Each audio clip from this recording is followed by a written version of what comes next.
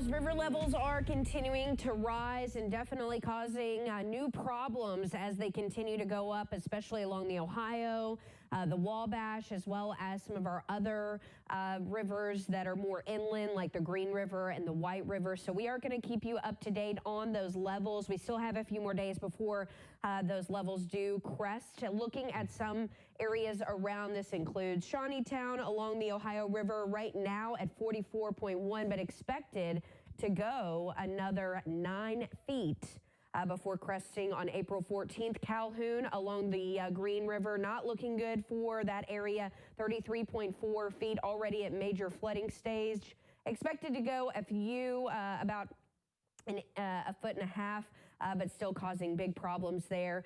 Carmi around the Little Wabash, 35.4, expected to go another foot.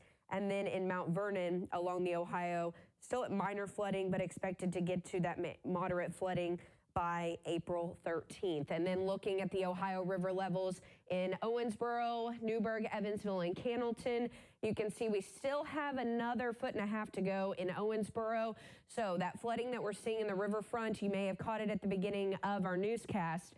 So we're still going to see that continuously go a little bit farther inland. Newburgh, 48.6, still have a ways to go. And then looking at Cannelton at that major flooding, almost 2 feet to go. So it is not looking good for us, and it is still very important that you do take precautions.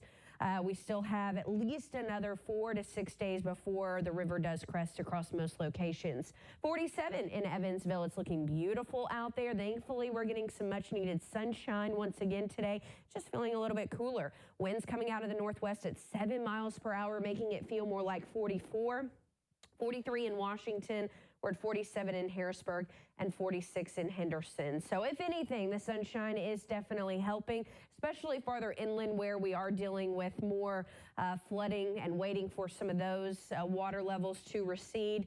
So that is one good thing with the dry time that we are getting, and it is definitely going to help us out. Winds coming out of the north, keeping us cool. Up to our north and west, we are looking at our next system that's going to bring us potentially rain, maybe even a few thunderstorms as we approach your Wednesday night and Thursday. So let's walk you through. Today stays dry. Tomorrow, we're going to start to see an increase in cloud cover. We may see a spotty shower here and there to the north, but I think most of your Wednesday stays dry. But as we approach Wednesday night, we're going to be watching this little boundary push through, and that's going to be bringing us some rainfall. Nothing that's going to be overly heavy, but something to keep in mind Thursday. We are going to be tracking some scattered showers, potentially some thunderstorms. We are under a marginal risk of severe weather.